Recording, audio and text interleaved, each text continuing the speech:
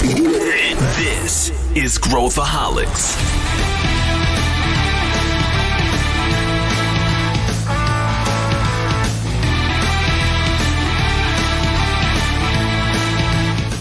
Olá pessoal, aqui é Pedro Weingärtner e esse é Growthaholics, o podcast da ACE para quem adora inovação e empreendedorismo. E se você gosta de futuro, esse é o episódio para você, especialmente falando sobre o futuro da indústria automotiva. Para onde vai esse mercado, o que vai acontecer e principalmente quais são as inovações que estão acontecendo nessa indústria. E para falar, a gente tem um time pesadíssimo aqui.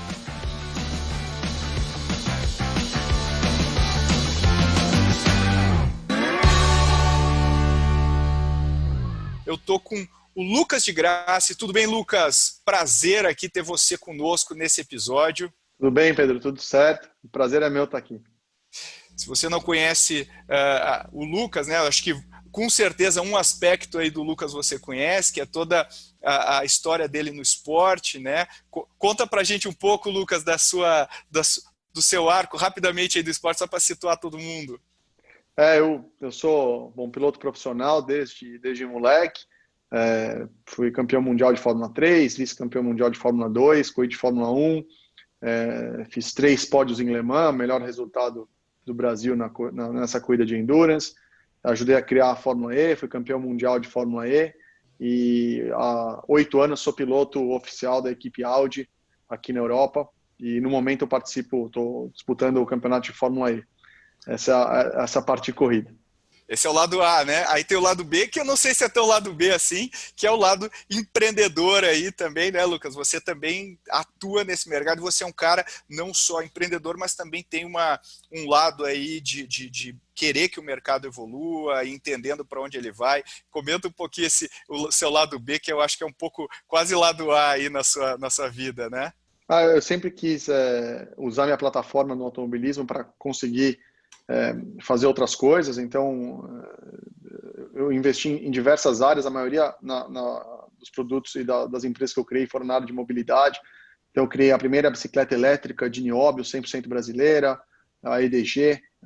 Criei o ano passado, quando eu estava em Harvard Business School, o Zero Summit, que vai ser esse ano a primeira conferência relacionada com zero carbono. Ajudei a criar a Fórmula E, que a gente vendeu por $1 bilhão depois para os mesmos donos da Fórmula 1. Criei uma categoria de competição de carro autônomo, ajudei a criar, né, a categoria chamada RoboRace, fui CEO durante 2 anos. Há uns meses atrás a gente criou o primeiro campeonato mundial de patinete elétrico de alta performance, que está sendo feita o patinete pela Williams Fórmula 1. E durante a pandemia criei uma empresa de desinfecção de vírus e bactérias usando raio ultravioleta do tipo C aí no Brasil, e essa é a última empresa que estão todas elas funcionando, todas elas indo bem. Algumas a gente ganha dinheiro, outras perdem, mas o importante é que na média a gente ganha mais do que a gente perde. É isso aí. Como é que é o nome dessa última aí, Lucas? Hyperviolet. Legal. Pô, viu? Eu falei que não era tão lado B assim, o espírito empreendedor aí tá no DNA, não tem jeito. Então, super obrigado pela tua participação, Lucas, vai ser muito legal. E eu estou também com o meu amigo Pedro Carneiro, também da ACE. Pedrinho, conta o que você faz na ACE e também o teu lado que tem a ver com esse mercado, o mercado de energia, que você já empreendeu, já tocou business no setor. Legal, Pedro. Obrigado pelo convite. Prazer estar aqui de novo, principalmente com a presença ilustre aí do nosso Lucas de Grassi. Hoje aqui na ACE eu cuido do nosso time de investimentos, né, que aloca o nosso capital em startups aí disruptivas. Hoje a gente está com um portfólio de 68 empresas e com dinheiro para investir, procurando mais oportunidades. Então, a gente já coloca ali, né, a chamada. Se você tem uma startup, já pode mandar para pedro.carneiro@goace.vc, que vai ser um prazer conversar com os empreendedores. E esse ponto que você comentou, Pedro, sim, né, um dos motivos que eu vim para esse aqui é porque eu gosto muito de trabalhar com empreendedor e porque eu fui um lá no passado, né? A minha primeira experiência profissional, logo depois que eu saí da Unicamp, foi como o primeiro funcionário de uma empresa de energia solar que estava incubada lá dentro da Unicamp. Então, a gente nasceu junto com a mudança da regulação aqui no Brasil, que foi lá em 2012, e a gente conseguiu surfar aí, eu fiquei lá durante 4 anos, né? A gente conseguiu surfar um bom tempo aí desse boom que aconteceu de energia solar. E hoje é uma indústria que já está bem mais mais estabelecido aqui no Brasil. Show de bola. Então, vamos mergulhar aqui no nosso tema. Queria começar, para a gente falar do futuro, vamos falar do presente. O que está acontecendo hoje no mercado? Vamos falar um pouquinho, né? Hoje, a ponta do iceberg, aí, quando o pessoal fala carro elétrico e tudo mais, é Tesla e tal, mas isso é a ponta do iceberg. Tem muita coisa acontecendo, tem gargalos, tem restrições, tem oportunidades. Queria ouvir de vocês dois, né? Vamos começar aqui com o Lucas. Lucas, como é que está esse mercado hoje, do ponto de vista de estrutura, né? A gente tá vendo alguns players, mas qual que é a tua leitura da situação atual do mercado aí automobilístico? Bom, a gente está passando por uma fase de mudança energética, né? De combustível fóssil para mobilidade elétrica. Não é por acaso, é simplesmente porque, isso precisa ficar bem claro para todo mundo, não é que alguém levantou o dedo e resolveu falar, olha, agora a gente vai fazer carro elétrico. Não, as tecnologias que transformam um carro elétrico em algo factível, algo viável, estão começando a se convergir, e o preço do carro elétrico pela performance dele está começando a ficar viável, e por isso que existe essa transição para veículo elétrico. Obviamente, nem em todos os setores a eletrificação é possível. Por exemplo, não existe tecnologia ainda de bateria para você fazer avião, nem navio, caminhão de longa distância também não. E quando você começa a diminuir essa escala, né, para ônibus, talvez ônibus de viagens longas também não, mas ônibus de cidade sim, carros elétricos estão ali no meio do caminho. E daí você começa a ir para cada vez veículos mais leves, então, por exemplo, até bicicleta elétrica. Já não faz mais sentido ter uma bicicleta a combustão. Obviamente, elétrico fica muito mais barato, muito mais relação peso-potência, muito melhor. E a tecnologia elétrica, o gargalo dela é a bateria, e o gargalo, que é o mesmo gargalo da parte de renováveis, quando você fala de energia para a infraestrutura das cidades, né? O gargalo não é a produção energética de placa solar ou de vento. O gargalo é você otimizar esse uso de energia durante o dia inteiro, o que renovável tem um ciclo muito grande, armazenando essa energia. Então, o mesmo gargalo que a gente tem na indústria automotiva, a gente tem na indústria de energia, que é o armazenamento dessa energia, que é a bateria em si. Por isso que tem toda essa conversa sobre o futuro da bateria, mas é uma tecnologia que demora para se desenvolver, é uma tecnologia complicada para fazer ela segura, barata, em larga escala. E, bom, voltando à indústria automotiva, a gente está passando por um processo de mudança de eixo de poder dentro da indústria, né? Que a indústria principal, quando a tecnologia era de motor de combustão interna, você tinha uma barreira de entrada muito grande, que era o motor. É muito, muito complicado fazer um motor de combustão interna muito eficiente. Por isso que empresas como Volkswagen, Mercedes, BMW, GM, Ford tinha uma vantagem competitiva muito grande, porque você tinha volume, tinha esse know-how de fazer um motor, tanto que as pequenas que estavam começando tinham que comprar um motor de algum lugar para fazer funcionar, não tem como você fazer 2.000 peças de um motor, tinha uma cadeia de suppliers muito grande para prover essas peças, né? Rolamento, válvula, pistão, virabrequim, mola, correia. E quando você passa para uma indústria de carro elétrico, isso tudo desaparece. O motor elétrico é relativamente simples, né, de fazer, são duas peças móveis, o rotor e o stator. Vira agora não, mas aí no curto, médio prazo vai virar uma commodity a parte do powertrain. Você vai poder comprar de empresas como LG, Panasonic, Bosch, Siemens, enfim, para configurar o seu carro. Então, esse ciclo, essa linha de poder que era mais europeia, com Fiat Chrysler, com o grupo Volkswagen, com Mercedes e tal, vai passar, na minha opinião, para a China, pelo processo de fabricação de baterias e custo baixo do veículo.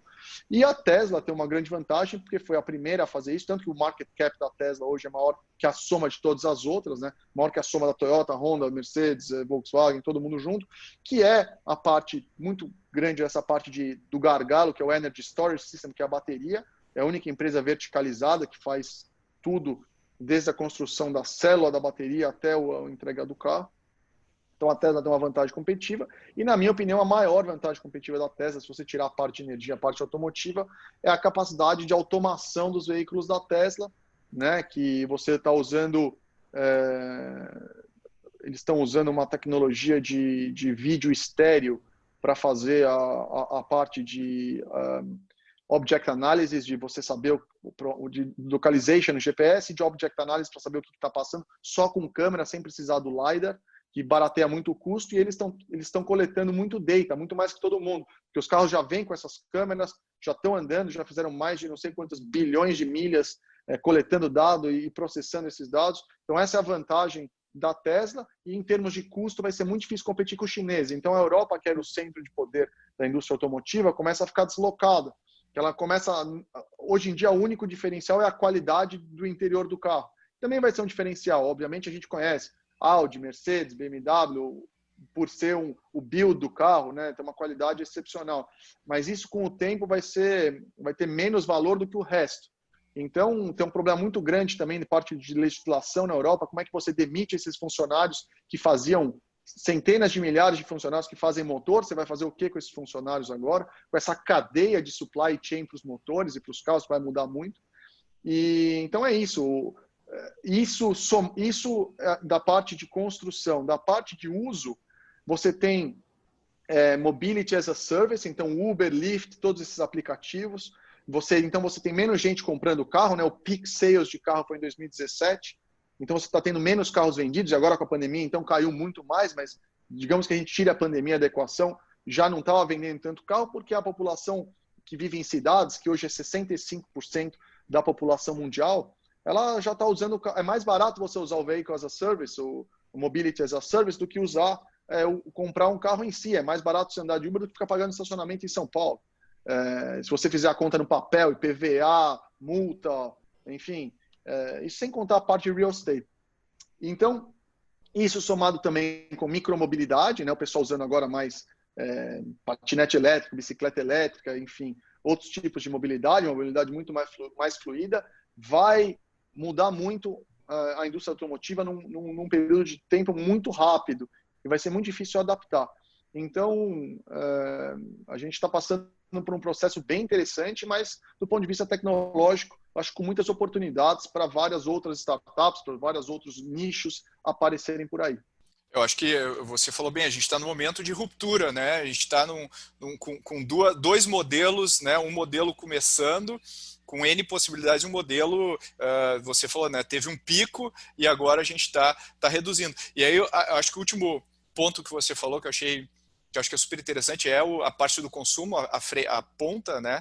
E, consequentemente, os possíveis modelos de negócio que impactariam a cadeia inteira, né? E acho que o Pedro estava justamente comentando comigo antes, né, Pedro, sobre essa mudança dos modelos de negócio, que também tem uma questão que impacta geopoliticamente, tem uma questão que impacta em termos de para onde vai migrar esse poder, né, que a gente tem hoje, que depois a gente pode até fazer arriscar alguma coisa. Qual que é a tua visão, Pedro?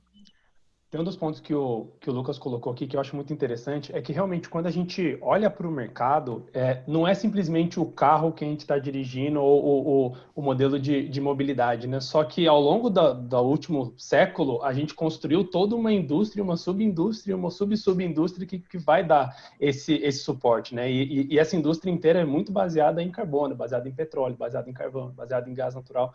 Então, a gente tem toda uma indústria que claro, hoje ela trabalha com a parte de mobilidade de automóveis, sim, mas aviões também, navios também. Aí o Lucas comentou que certas coisas ainda não estão em um momento, e eu não sei se a gente vai chegar nesse momento de eletrificação, por causa da densidade de energia necessária.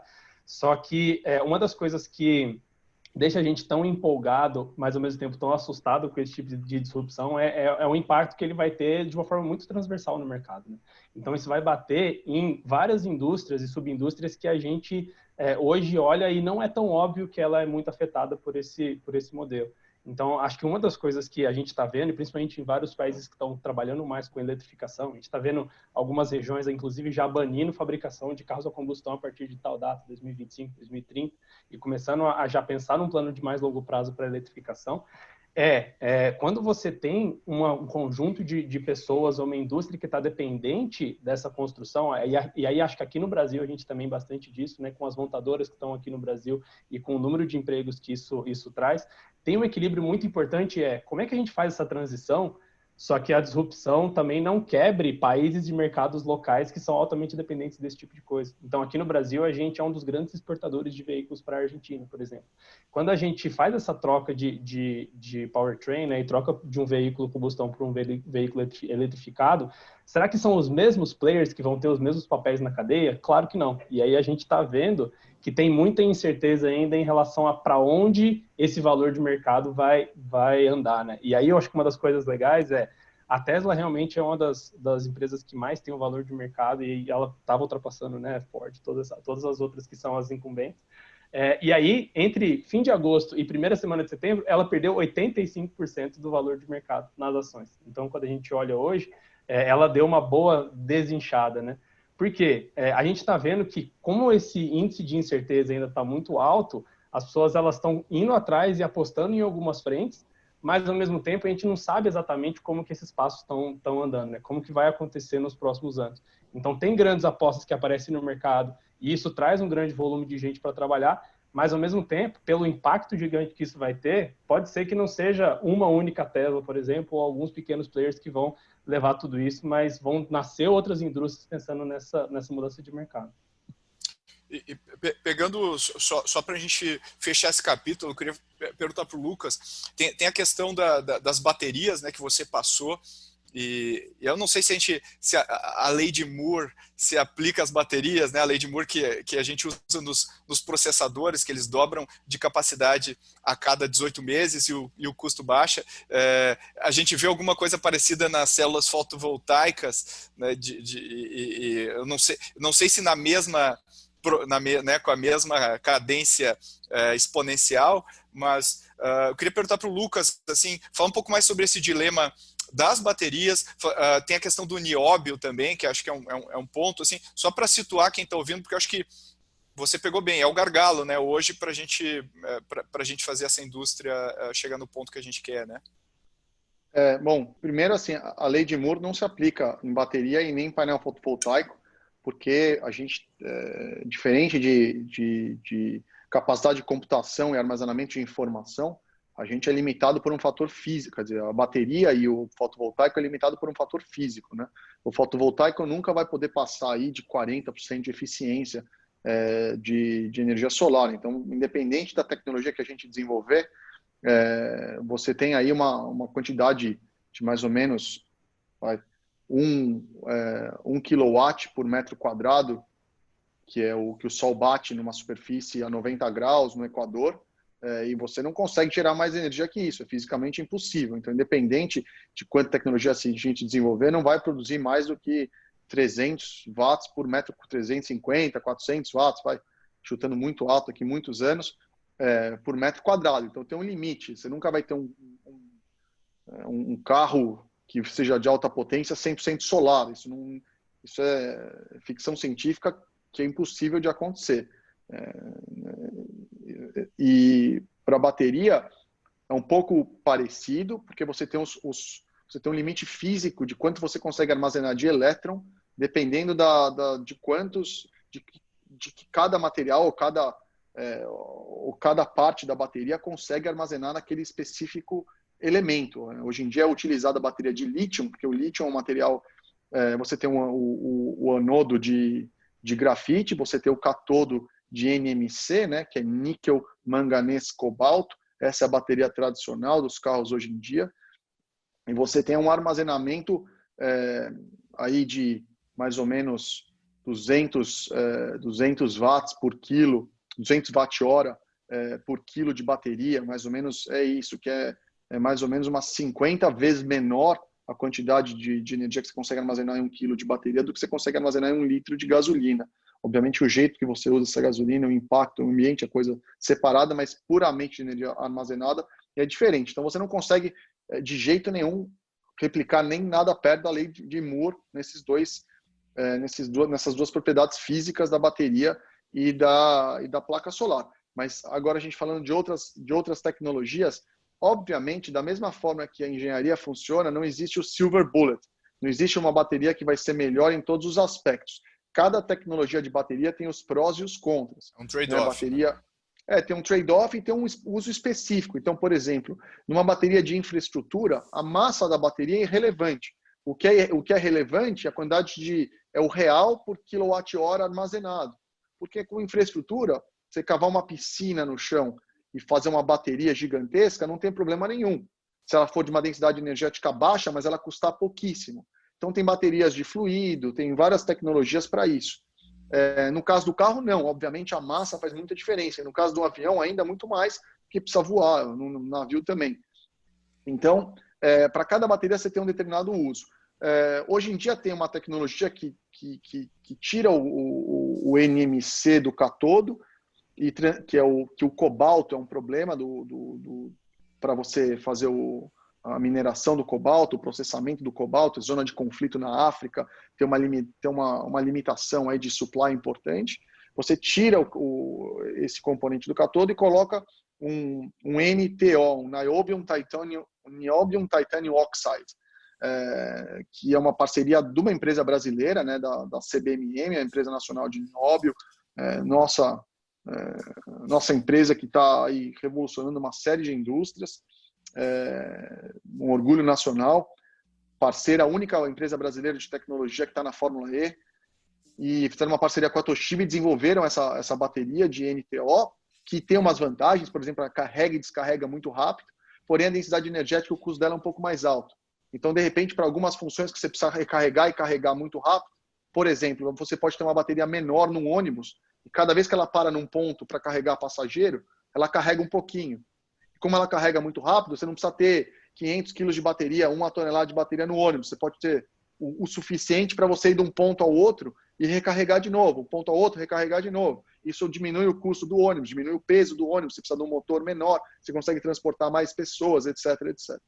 Então, para cada tipo de uso, a bateria vai ter para cada uso vai ter uma bateria específica. Obviamente, o Holy Grail, né, hoje em dia, o topo possível seria uma bateria de grafeno, né? Porque o grafeno é o material mais... Para você ter bateria, você precisa ter área, né? Por isso que a bateria enrolada numa célula, ela é para você ter uma maior área possível de contato. A quantidade de elétron que você consegue armazenar, ela é proporcional à área do catodo, ou do anodo, dos dois lados do filme de bateria. E hoje em dia ela é enrolada nessa célula, por isso que tem a célula, e por isso que a Tesla vai fazer uma célula agora mais gorducha, para caber mais energia dentro da célula. E o grafeno, você tem uma área incrível. Então, com o grafeno, teoricamente, você consegue chegar em densidades energéticas maiores que da gasolina, 100 vezes o que a gente tem hoje. Então, teoricamente, por simplesmente contas matemáticas, a gente não tem tecnologia para fazer isso ainda, nem em escala experimental, de uma forma adequada. A gente pode chegar um dia a usar grafeno para armazenar energia, e daí grafeno é carbono, é altamente abundante, tem todo lado, é barato, vai armazenar energia, você vira como se fosse um mega hipercapacitor, você consegue carregar e descarregar instantaneamente, você não precisa ter um fluido no meio, não cria dendrito, ou não tem quantidade de ciclos ilimitado. Então, por isso que todo mundo está correndo atrás dessa tecnologia. E quem chegar primeiro nessa tecnologia, se alguém conseguir patentear uma bateria de grafeno adequada, vai ser a empresa mais valiosa do mundo hoje. Passaria dos 10 trilhões de dólares facilmente, se você achasse uma tecnologia revolucionária em bateria. Mas, obviamente, é uma coisa muito difícil. Está todo mundo tentando, Bill Gates, Buffett investindo, Apple. E você vê no YouTube aí a galera falando energia ilimitada, ou o cara da garagem que fez não sei o quê. Mas, obviamente, está todo mundo nesse hype, mas é algo super complicado de se industrializar e massificar. Mas é o futuro, depende do futuro da humanidade de uma certa forma. Eu queria dar uma pivotada para um aspecto aqui, que é o aspecto do quem está à frente desse movimento, né? Enquanto que a gente está vendo aí o carro elétrico, né? Ele já está há algum tempo no mercado, não é uma novidade, né? O carro elétrico, mas recentemente a gente está vendo aí muita inovação vindo da indústria de tecnologia. Então, é o Google lá com a Waymo, é a Tesla lá, que é lá uma empresa que a gente poderia dizer que é meio Silicon Valley, e eu queria daí perguntar, né, para o Pedro e para o Lucas, por que essa inovação não veio dos incumbentes, né? Eu acho que, claro, tem respostas do tipo, toda a cadeia está estruturada de um jeito, mas como é que vocês estão, qual a leitura de vocês do porquê que a inovação tem geralmente vindo dos outsiders aí desse setor? E se é verdade isso, né? Queria perguntar para vocês. Se quiser começar aí, Pedro. Legal.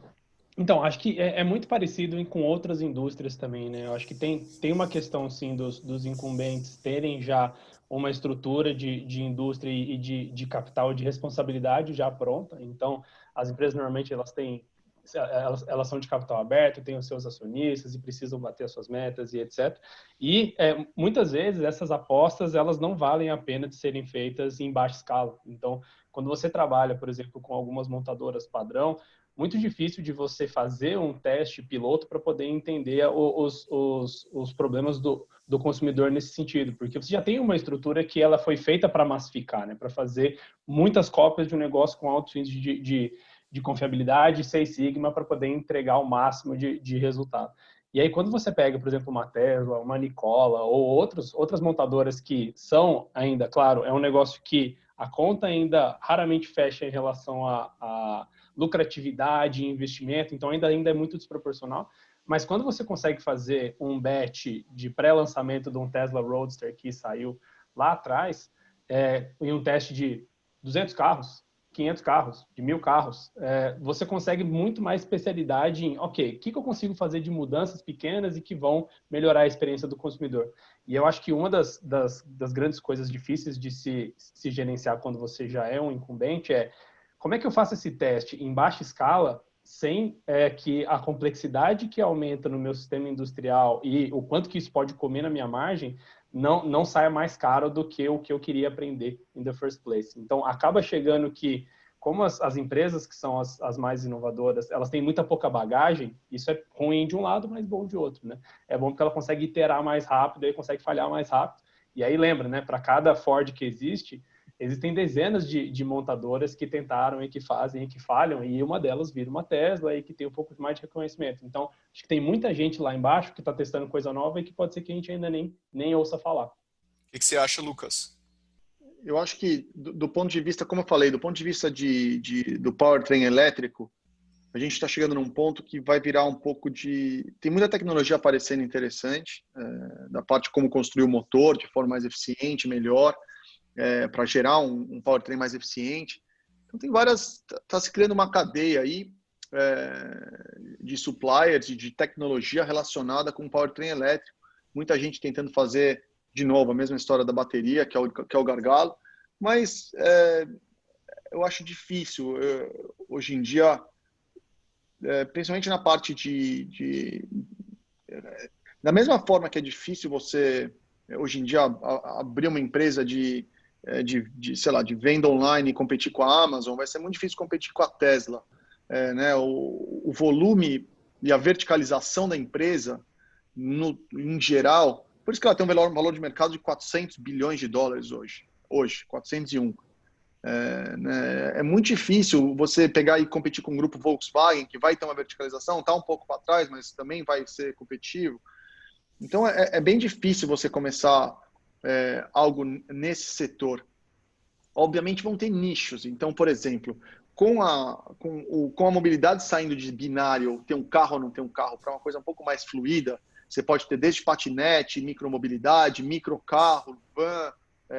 Você vai poder segmentar dentro de um nicho e falar, olha, eu vou fazer o melhor dentro daquela especialidade. Por exemplo, eu ajudei desde o começo a fundar também uma empresa que é parceira da Roborace, na verdade é dona da Roborace, que eu estava desde o começo, é a Arrival. A Arrival especializou em fazer van e ônibus modular elétrico. Então, nesse quesito, eles não estão competindo com a Tesla de uma forma direta. a arquitetura modular da van e do ônibus funciona muito bem, porque para o mundo você precisa de uma van numa cidade que precisa andar 20, 40 quilômetros por dia e de uma van em outra cidade que precisa andar 200, 300. Então, não necessariamente a mesma bateria para a mesma van. A história do carregamento, como eu falei, do ônibus, você pode fazer um ônibus que carrega a cada ponto, se a cidade tiver infraestrutura ou não, ele precisa carregar uma vez por dia, se ele tiver que fazer todo o percurso. Então, um ônibus de uma van modular faz muito sentido. Então, a Arrival pegou esse nicho, é uma empresa que já foi investida aí pela Kia, já foi investida pela Hyundai, um valuation é a segunda ou a terceira maior empresa do startup do Reino Unido, com valuation de 3 bilhões de euros hoje em dia, e começou em 2000 basicamente a gente começou ela em 2015, com esse foco. Enfim, vão aparecer nichos dentro desse mercado que você vai conseguir usar de uma forma muito coerente. Car sharing, quando o carro for autônomo, você vai poder ter um fleet de carro autônomo, enfim, vão ter coisas inimagináveis que é difícil falar até hoje o que vai acontecer, mas vão aparecer uma série de oportunidades. Mas, em termos de volume, é difícil competir em hardware.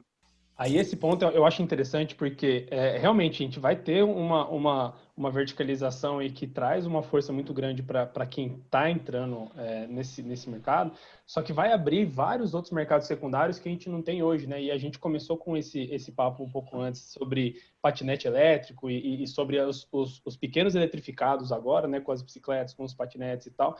E a tendência é que isso vá subindo e que cria um novo mercado que, mesmo que a gente não chegue, e aí, claro, a gente pode chegar, mas mesmo que a gente não esteja lá ainda de um carro popular de 20 mil reais e elétrico, que a gente consiga ter individualmente, a abertura de novos mercados paralelos vão dar uma volta também nesses limites físicos, né? Mesmo que a gente chegue a um limite físico de custo de bateria e de o quanto ela consegue armazenar, outras soluções que fogem especificamente do desenvolvimento do produto, como ou car sharing, ou você tem um custo de carro mais alto, mas por que não eu colocar isso dentro de um conjunto de ativos maiores e isso ser gerenciado por uma instituição financeira, do mesmo jeito que ela gerencia uma carteira de empréstimos, por exemplo, e conseguir colocar isso para rodar, independente de ser especificamente o modelo de cada um tem o seu, terminou, guarda na garagem e deixa ele não utilizado por, sei lá, 60% do tempo.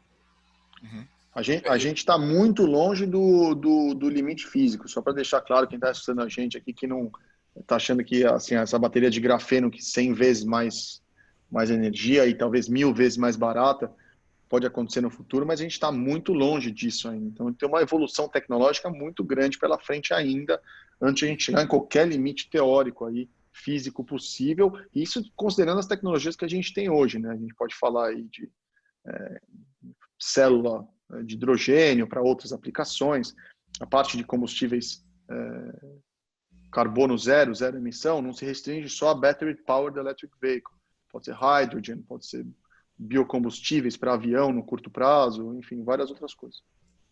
E para a gente pegar o outro elemento aí que a gente acabou não discutindo e aí derivar agora para o nosso exercício do futuro, tem a questão da autonomia também, né? A gente está vendo o AI, né, a inteligência artificial encontrando esse setor aí, Tesla bastante avançada, empresas aí, eu mencionei a Waymo, começou agora, eu acho que semana passada a fazer as primeiras viagens aí de fato, né, sem ninguém aí suportando. Como é que vocês acham também que isso deve impactar? Eu acho que com certeza tem uma relação com os modelos de negócio que vem por aí, né? Mas para a gente fechar essa equação, o que você acha, Pedro, a questão da autonomia nesse segmento aí? Aí eu vejo uma evolução muito grande com o que a gente viu do boom do AI e do machine learning, né? Acho que uma das coisas que era muito ainda travada em relação à autonomia de veículo é que ele era muito dependente em condições externas. Então, quando a gente estava vendo a Waymo lá atrás, eles construíam bairros padrão perfeitamente iluminados, perfeitamente sinalizados, para poder simular as situações que seriam ideais para um veículo que se dirige sozinho. Só que a gente consegue ver que isso acaba sendo muito mais um teste de laboratório do que uma execução na vida real, porque na prática, quando você chega em condições reais de veículos, né, e com a pulverização que a gente tem no mundo inteiro, você tem uma diferença de condições muito brutal, assim. E aí eu acho que entra uma questão, e que é uma discussão aqui que a gente já tem faz um tempo, ok, quando você passa o controle de um veículo como esse para um computador, como que fica a responsabilização e o ônus em caso de algum acidente? Porque é uma das coisas que, com machine learning, eles estão ficando cada vez mais autônomos e menos realmente dependentes de outros fatores externos, então ele consegue trabalhar em vias menos iluminadas, menos bem sinalizadas, e para o Brasil isso funciona muito bem. Mas quando a gente olha para, ok, um carro que vai ter algumas features, né? Hoje a gente já tem o ACC, o Adaptive Cruise Control, e que ele consegue fazer uma boa parte ali dos movimentos autonomamente, mas, claro, ainda precisa de um motorista supervisionando, que é o que a gente fala, né, dos 5 níveis de direção de AI. Eu acho que tem uma questão importante que é para onde vai a responsabilização, de o quanto a gente pode tirar a responsabilidade de quem está lá dentro dirigindo, mas olhando em relação a crescimento, eu acho que conseguir trazer tem crowdsourcing de data information, né, de você conseguir pegar, e o Lucas comentou bem, que a Tesla consegue puxar esses dados de todos os motoristas que estão fazendo 24 horas por dia e consegue usar isso para realimentar e realmente aumentar a acurácia do modelo deles. E também tem uma questão de você deixar esses veículos sempre conectados, e também tem essa questão de infraestrutura, né? De deixar um mínimo necessário para que eles consigam se comportar ali sozinhos. O que você acha, Lucas? Tem mais algum ponto aí que eu acho relevante na questão da... Sim, sem dúvida. A parte da culpa, eu nem vejo, a parte do responsabilidade, eu nem vejo como algo muito tão difícil de você chegar à conclusão, porque é mais ou menos como se fosse você... extrapolar do que é hoje, né? Você vai ter um acidente entre 2 veículos autônomos, você vai fazer a análise desse acidente, ver se ele era possível de ser evitado. Se ele fosse possível de ser evitado, porque da mesma forma que um veículo autônomo tem limitações físicas, ele consegue frear o carro de 100 km por hora a 0 num determinado espaço, ele não é mágico, né? Ele consegue reagir muito mais rápido que um humano, mas tem umas limitações. Então, a partir do momento que você faz a análise do acidente, vê se era possível ser evitado, se teve um problema de software de controle. Se você teve um problema de software de controle, é a responsabilidade de quem criou esse software, como se fosse um algoritmo quant aí que faz compra e venda de ação. Se o algoritmo comprar ou vender a ação errado, que a culpa é do gestor, a culpa não é do algoritmo, não tem como você colocar essa culpa. Então, mas se for um acidente que não era possível de ser evitado, por exemplo, sei lá, vinham 2 carros, enfim, e acabaram batendo porque apareceu uma pessoa, eles tiveram que desviar, bateram e ninguém se machucou, mas os carros bateram. Não é culpa de ninguém, é uma coisa que o seguro vai ter que cobrir, e paciência, entendeu? Isso aí vai ser ajustado conforme as coisas vão evoluir.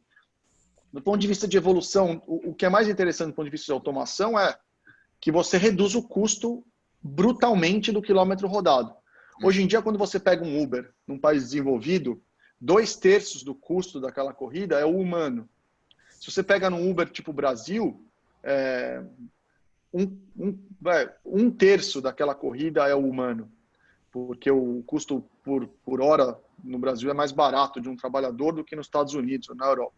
Mas é mais ou menos essa a proporção. Mas imagina num país desenvolvido, quando você tira o piloto, o motorista do Uber, o Uber pode custar 1/3 ou 1/4 do que ele custa hoje, 20%, 25%, e ter a mesma margem para o Uber, ou a mesma margem para a Tesla. Então fica praticamente, não dá para você competir pelo hardware, não dá para você fazer um carro mais barato. Um carro vai rodar, um carro barato, autônomo, elétrico, ele vai rodar 2, 3 meses, ele vai se pagar 100%, não tem mais o custo, o seguro, o almoço, o break. Ele vai rodar 24 horas por dia, vai ser mais seguro, já é, né? Outro misconception que o pessoal tem, outro mito que é colocado sobre carro autônomo, que ele precisa ser 100% seguro.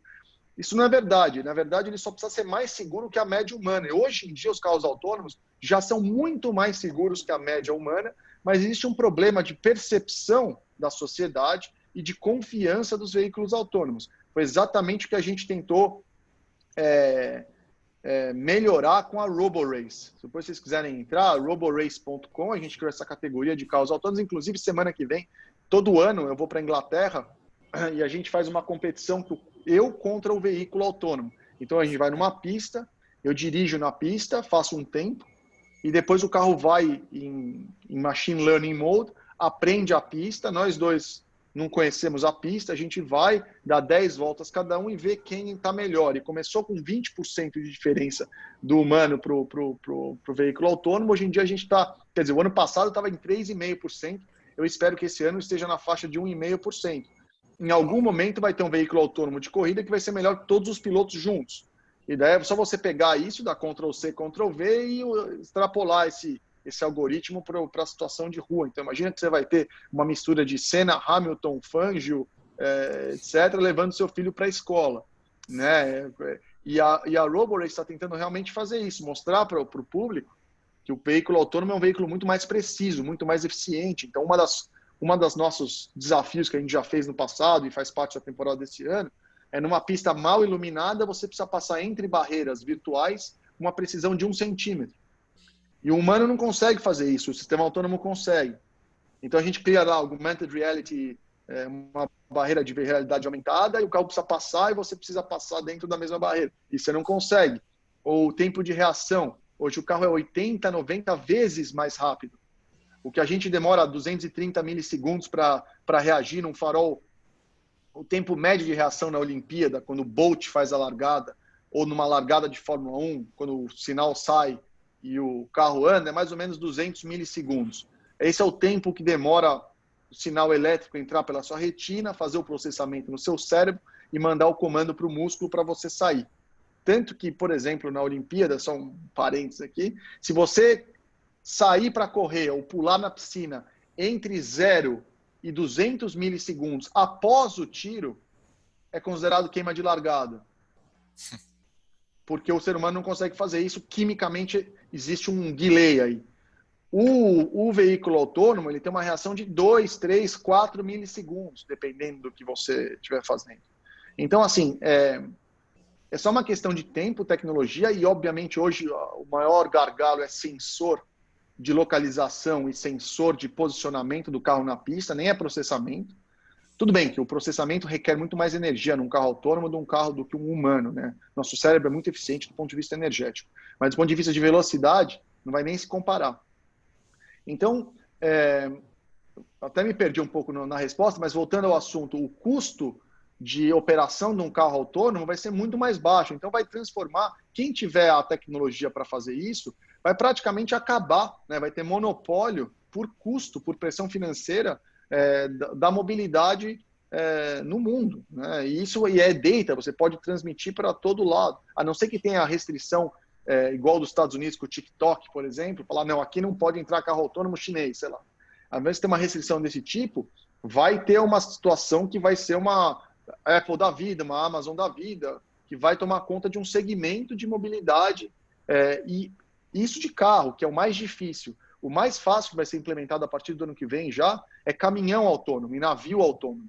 Então, caminhão autônomo, por exemplo, um grande problema de range, de transporte e logística, é a resistência aerodinâmica do caminhão. 90% da energia gasta para você transportar um bem numa estrada em longa distância é a resistência aerodinâmica. Mais ou menos igual num avião, mas aqui num caminhão a velocidade é mais baixa, mas a resistência aerodinâmica é muito grande. Então, com o veículo autônomo, você pode ter um veículo controlado por humano e o veículo também sendo controlado por AI, mas com um humano sob supervisão, e um comboio de caminhões a 10 centímetros um do outro, transportando o item de um lado ao outro dos Estados Unidos.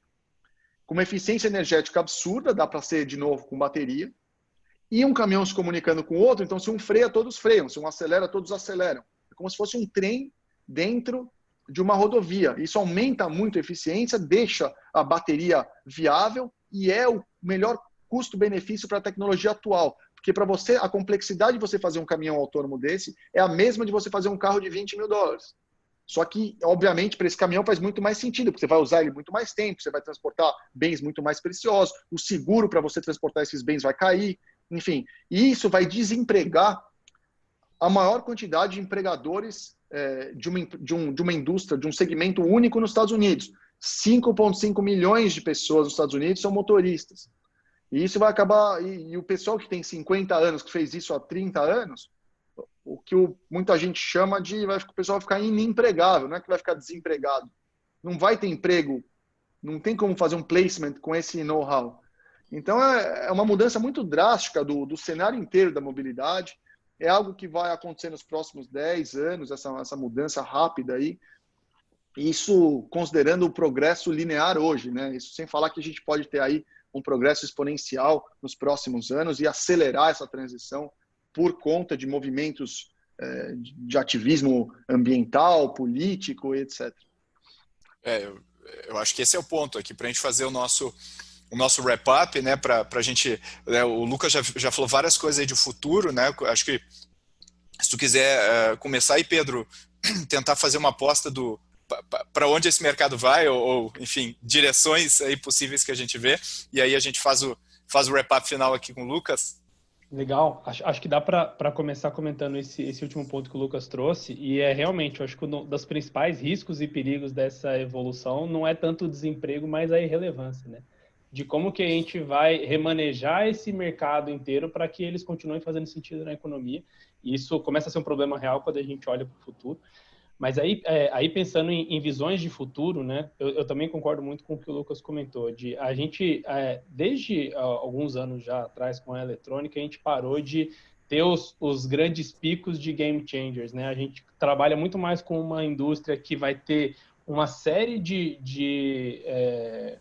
melhorias incrementais e vai trabalhando e troca de material e troca de metodologia, mas a curva, né, da lei de Moore ali é uma coisa que a gente se acostumou mal e que ela se aplica muito quando a gente trata em densidade de informação e conectividade, mas a gente ainda está trabalhando com alguns limites físicos aí. Claro, ainda estamos longe de chegar lá, só que entendendo que a curva de esforço para poder chegar lá em desenvolvimento, em investimento e P&D também acaba sendo exponencial também. A gente vai bater, a gente investe muito hoje, nessas grandes empresas investem muito nesse tipo de desenvolvimento. Então, a gente tem um espaço grande aí nos próximos anos para no incremental, conseguir trabalhar do mesmo jeito que a gente faz hoje, mas agregando as tecnologias, esse exemplo do Lucas do trem com um único motorista humano e com todos os outros ali por trás para aumentar a eficiência, é um negócio muito tangível e que a gente consegue já desdobrar. Tem as coisas mais para frente, que são carros 100% autônomos e as questões de regulação e como isso vai ser aplicado. E eu acho que, olhando para o empreendedor, né, a gente fala muito com o empreendedor aqui nesse podcast. Quando a gente fala com o empreendedor de, ok, como que eu posso me posicionar nesse ano, nos próximos anos, em relação a como esse mercado vai mudar, né? Eu acho que para toda grande disrupção que acontece, a gente está bem na beira de uma delas, né?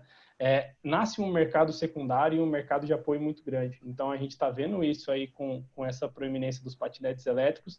Isso vai ficar cada vez mais frequente e vai abrir cada vez mais mercados secundários, tanto de sharing, que já existem várias startups de sharing, mas outros mercados que vão suprir essas startups de sharing e outros mercados que vão suprir esses mercados, até a gente conseguir chegar no mesmo nível de pulverização e de estrutura que a gente tem no mercado de petróleo, por exemplo. Que, claro, demorou séculos para a gente construir, sim, mas a ideia é que ele vá se especializando e vá individualizando nesse mesmo nível, né? Então, se você não conseguir ser a Uber, que tal o cara que atende a Uber em dados, ou em infra, ou em hardware? Então, esse mercado ele vai abrir outras oportunidades também que ainda não existem. Legal. Lucas, tuas palavras finais, onde é que vai estar o pote aí no final do arco-íris? Quais são as oportunidades aí que existem nesse mercado futuro? Olha, se eu soubesse, estaria eu correndo atrás desse pote. Você tá, né? Em algumas frentes você tá. Eu acho que, de novo, olhar no espectro da mobilidade como algo revolucionário, não pensar de forma só de automóvel, vou ter outras oportunidades. Exatamente, concordo com o que o Pedro falou, vão criar outros service providers para essas plataformas e para esses novos mercados que estão sendo criados. Então, olhar a segunda derivada, né, dos mercados, onde pode aparecer aplicações interessantes. Olhar do ponto de vista físico, também onde faz mais sentido. Por exemplo, a parte de energia, painel solar, no Brasil faz muito sentido, porque bate muito sol. Na Suécia não faz tanto sentido, então não adianta fazer painel solar na Suécia, entendeu? Então, olhar um pouco esse lado de como, aonde tem um benefício claro, seja de materiais, seja de de energia, seja de informação, seja do ponto de vista tributário para você desenvolver o negócio. E usar oportunidades. Por exemplo, eu vou até agora terminar falando um pouco do mais novo business que a gente criou, o mercado de patinete elétrico, que era algo que nunca tinha sido criado, as pessoas começaram a andar de patinete elétrico. O que a gente fez? A gente não resolveu fazer um patinete elétrico. A gente resolveu criar um campeonato mundial de patinete elétrico de alta performance. Então, quer dizer, pelas pessoas terem andado de patinete, pelas crianças adorarem patinete hoje em dia, a gente falou, bom, como é que a gente pode usar esse novo mercado numa segunda derivada? A gente criou esse campeonato mundial de patinete elétrico. Quem quiser olhar, chama ESC.live. Vai começar ano que vem. A Williams Fórmula 1, que está fazendo patinete, já está testando patinete. O patinete vai acelerar de 0 a 100 em 5 segundos e vai chegar a mais de 120 km por hora. Mas vai ser só para profissional, estilo MotoGP mesmo, né, galera, de capacete, proteção, para a gente correr em várias cidades. Inclusive, estou até conversando com o São Paulo, para a gente usar ou o Parque Ibirapuera ou o AMB como uns lugares para fazer a pista. E é isso. Então, essas oportunidades, como o do Campeonato Mundial de Patinete, de você usar a segunda derivada em volta desses mercados para conseguir gerar valor e conseguir, né, crescer o seu negócio usando o mercado que está em crescimento. Sensacional. Esse episódio ficou quentíssimo, é daqueles que o pessoal explode a cabeça, tem vários insights. Lucas, te agradeço muito pelo teu tempo e pela tua generosidade em compartilhar e, poxa, teu conhecimento é incrível sobre o setor. Muito obrigado, cara, pela tua participação. Eu que agradeço muito aí pelo convite e pela Simone, que ela teve que sair, mas ela que colocou a gente em contato. Fiquem à disposição, vocês têm meu e-mail, contato, quando vocês precisarem de qualquer coisa, vamos no Brasil combinar um café, alguma coisa, eu estou direto por aí. Tá bom? Muito obrigado. Fechadíssimo. E agradeço também a Simone e a Audi aí por terem feito essa ponte, nossos parceiros e amigos. E Pedro, obrigado pela tua participação, cara. Foi muitos inputs, muitas infos legais aí, como sempre. Obrigado, foi um prazer aí o nosso convidado. Obrigado pela presença, Lucas, muito legal. E obrigado você que está nos ouvindo. Espero que o episódio tenha sido tão incrível para vocês quanto para mim. Eu fiquei encantado. E se você gosta do Growthaholics, por favor, não deixe de compartilhar nas suas redes, não deixe de comentar. A gente adora receber seus comentários. Esse tipo de conteúdo é um conteúdo muito difícil de encontrar com esse nível de qualidade. Então a gente faz isso para ajudar, para tentar subir o nível geral aqui do nosso ecossistema. Valeu, até a próxima!